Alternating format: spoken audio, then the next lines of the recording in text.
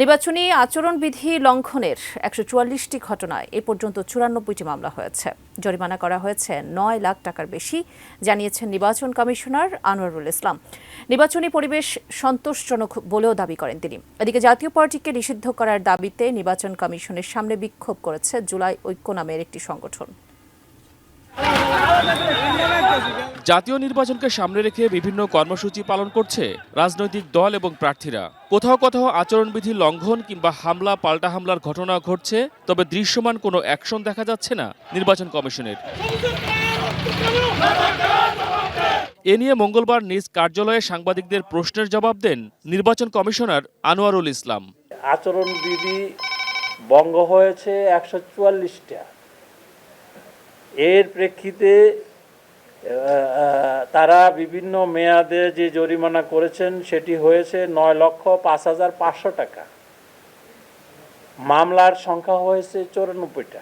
তিনি জানান, level playing field নিয়ে দলগুলোর যে উদ্বেগ তা গুরুত্বের সঙ্গে দেখছেন তারা। সুনির্দিষ্ট অভিযোগ পেলে ব্যবস্থাও নেওয়া হচ্ছে। বিজলি কেবলসের স্কিন কোটেড ইনসুলেশন আগুন প্রতিরোধী। বিজলি কেবলস, নিরাপদ আজীবন।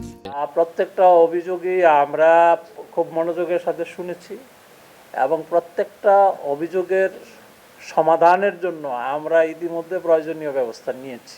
লেভেল প্লেইং ফিল্ড নাই, কোন জায়গায় নাই, কেন নাই, সেই সুনির্দিষ্ট অভিযোগগুলো যেগুলো দিয়েছেন প্রত্যেকটাই আমরা কনসার্ন রিটার্নিং অফিসার এবং ইলেকটোরাল ইনকোয়ারি কমিটির কাছে পাঠিয়েছি।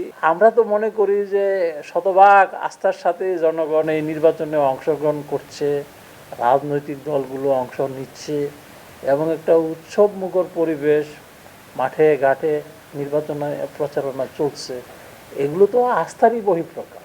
নির্বাচন কমিশনার আনোয়ারুল ইসলাম জানান, গণভোটে কোনো পক্ষ নিতে পারবেন না নির্বাচন কর্মকর্তারা, তবে এ নিয়ে জনগণকে উদ্বুদ্ধ করতে কোনো সমস্যা নেই বলে জানান তিনি। গণভোট এবং জাতীয় নির্বাচন একসঙ্গে হওয়ায় ভোটের ফলাফল দিতে নির্বাচনের পরের দিন হতে পারে বলেও ধারণা তার। দায়িত্বে returning officer, assistant returning officer এবং অন্যান্য যারা নির্বাচনী দায়িত্ব পালন করবেন তারা গণভোটের প্রচার করবে, বাট পক্ষে বিপক্ষে যাবে না। অন্যদিকে জুলাই ঐক্য নামের একটি সংগঠন জাতীয় পার্টি ১৪ দলের শরিক এবং ঋণখেলাপি ও দ্বৈত নাগরিকদের প্রার্থিতা বাতিলের দাবি জানিয়েছে। দুপুরে আগারগাঁও মেট্রো স্টেশন এলাকা থেকে মিছিল বের করে তারা। মিছিলটি নির্বাচন ভবনের সামনে গিয়ে সেখানে ঘণ্টাখানিক অবস্থান কর্মসূচি পালন করে। মহসিন কবির, এটিএন নিউজ, ঢাকা।